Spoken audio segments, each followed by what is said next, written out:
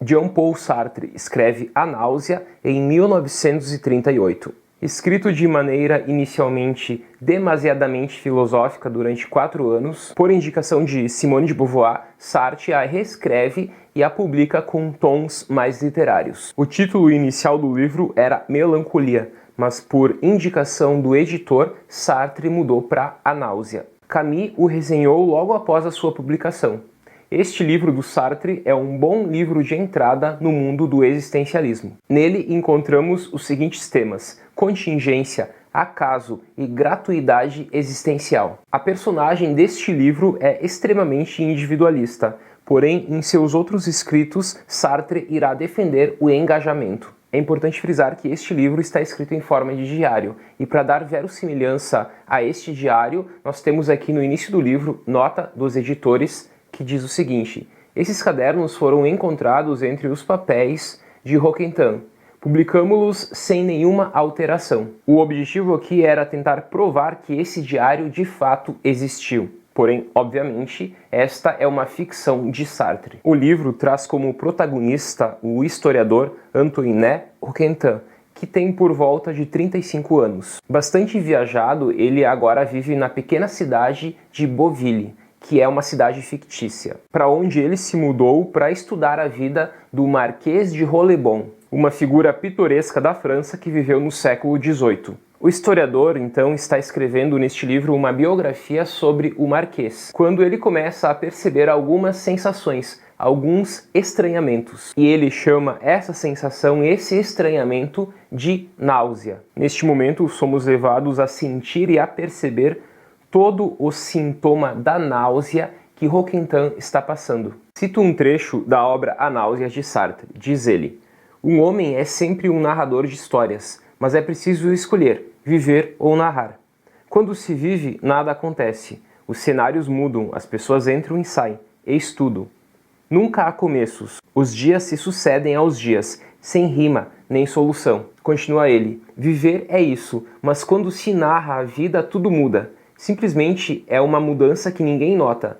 A prova é que se fala de histórias verdadeiras. Como se pudesse haver histórias verdadeiras?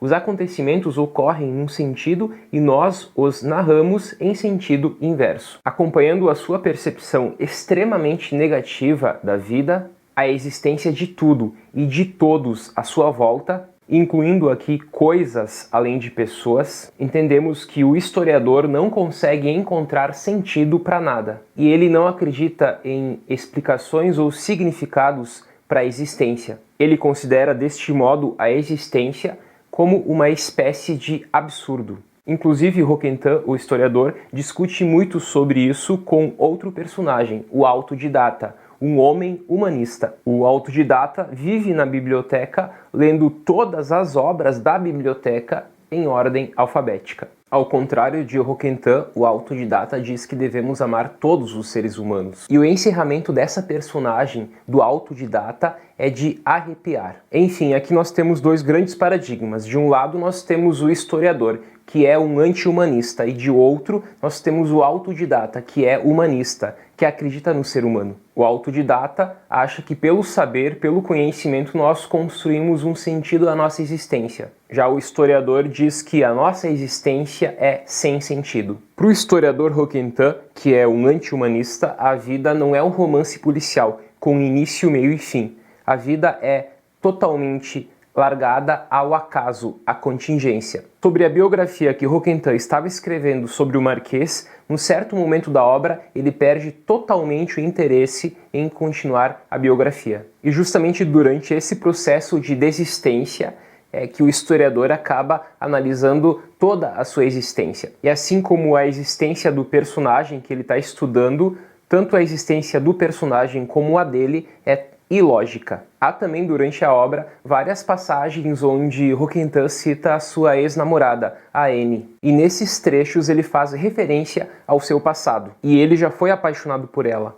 Num certo momento, ele recebe uma carta dela pedindo que ele encontrasse ela alguns dias depois em Paris. Até o momento do encontro, o leitor fica em dúvida se eles vão voltar ou mesmo para saber se Roquentin continua apaixonado por ela. E o que ocorre? No encontro, ela aparece totalmente diferente, falando que ela basta-se a si mesma. Fica claro aqui que tudo terminou e que a paixão deles era apenas uma ilusão que ficou no passado. Mas o encontro faz com que Roquentin decida deixar Bouville e voltar a morar em Paris. Esse é um dos momentos da obra que Roquentin parece mais firme, menos passivo, e nos dá angústia para nós leitores do modo como Roquentin age diante da vida, considerando a vida um nada. Mas obviamente essa é uma das teses centrais de Sartre que ele quis passar na obra. Entre as teses nós temos que diante de nós existe um vazio, existe um nada, e nós vamos preenchendo esse nada a partir das nossas escolhas. Outro ponto central de Sartre é que a existência precede a essência. Então não há essência alguma. Nós construímos por meio da nossa existência aquilo que seremos. E também nós somos condenados à liberdade. O único momento em que o historiador Roquentin deixa de sentir náusea é quando ele escuta uma música de Ella Fitzgerald.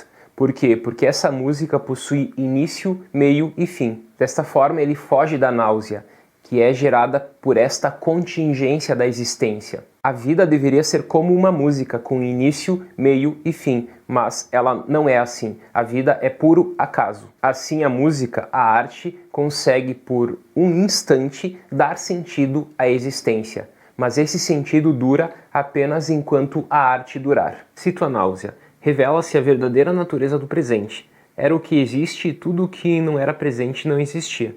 O passado não existia, de modo algum, nem nas coisas, nem mesmo em meu pensamento. Por certo, fazia muito tempo que eu compreendera que o meu me escapara, mas até então pensava que simplesmente se retirara do meu alcance. Para mim, o passado era apenas uma aposentadoria. Era uma outra maneira de existir, um estado de férias e de inação.